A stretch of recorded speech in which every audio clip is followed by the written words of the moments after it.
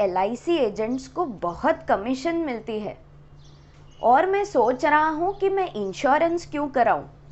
यहाँ पर सिर्फ एजेंट्स को कमीशन ही तो मिलती है, मुझे कहाँ कुछ मिलता है। ऐसी गलत धारणाएं कई जगहों पर मैंने सुनी है। मैं प्रियंका आचार्य इस चैनल के माध्यम से आपको एलआईसी और लाइफ इंश्योरेंस के ट्रू फैक्ट्स बताती हूँ। मेरे पास पिछले 30 सालों की बिजनेस लीगेसी है लाइफ इंश्योरेंस की, and I am a true proud LICian. जब लोग कहते हैं कि एजेंट्स को कमीशन मिलती है इसलिए वो हमें पॉलिसीज बेचते हैं, इन लोगों को आज मैं पूछना चाहती हूँ कि सिर्फ एजेंट्स के कमीशन के लिए आप क्यों पॉलिसीज लेते हैं? क्या आपने अपनी ह्यूमन लाइफ वैल्यू कैलकुलेट करने के लिए थोड़ा सा समय दिया है? क्या आपने सिर्फ एक धारणा बना ली है कि हर एजेंट सिर्फ अपने कमीशन के लिए आपको अप्रोच करता है? और इसी के साथ कुछ कस्टमर्स को मैं ये भी पूछना चाहती हूँ, ऑनेस्टली बताइए, आप एजेंट से उनके कमीशन में से हिस्सा क्यों मांगते हैं? आज मैं आपको ये ट्रू फैक्ट बताना चाहती हूँ कि जब एक नॉर्मल लाइफ इंश्योरेंस पॉलिसी ली जाती है जो सिंगल प्रीमियम पेमेंट की ना हो, तो उस एजेंट को फर्स्ट ईयर में 35% ऑफ प्रीमियम पेड कमीशन के तौर पर मिलता है।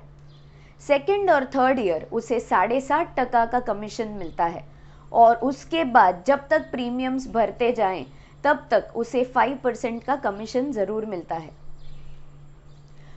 अगर आप कहीं पर मूवी देखने जाते हैं तो शायद पॉपकॉर्न की कॉस्ट निकालेंगे तो 7-8 रुपये से ज़्यादा नहीं होगी, लेकिन खुशी खुशी आप 200 रुपये का पॉपकॉर्न टब ज़रूर ले लेते हैं।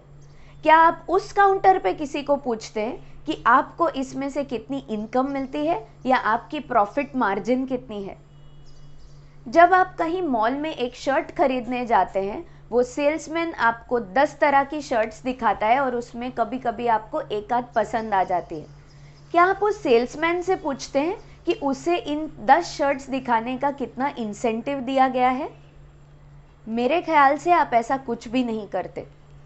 तो फिर ये एलआईसी एजेंट्स को पूछने की ज़रूरत क्यों आ पड़ी? आज मैं आपसे ऑनेस्टली बात कर रही हूँ, क्योंकि जब आप एक एजेंट से उसके कमीशन का हिस्सा लेते हैं तो कहीं ना कहीं आप एजेंट और क्लाइंट की रिलेशनशिप में एक छोटी सी क्रैक डाल देते हैं। हो सकता है वो एजेंट आपको रेगुलरली सर्विस दे, हो सकता है ना दे।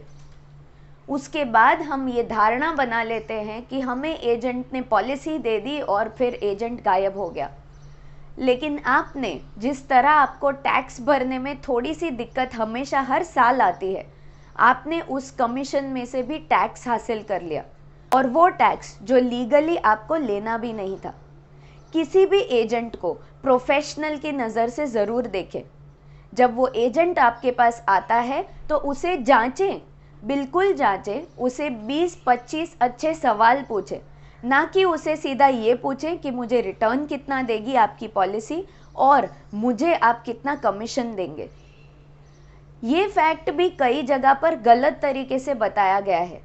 आपको ये लगता है कि जब आप 100 रुपये का प्रीमियम देते हैं तो उस 100 रुपये में से 35 रुपये एजेंट को मिलते हैं। आपके 100 रुपये की वैल्यू लाइफ इंश्योरेंस में कभी 65 नहीं होती।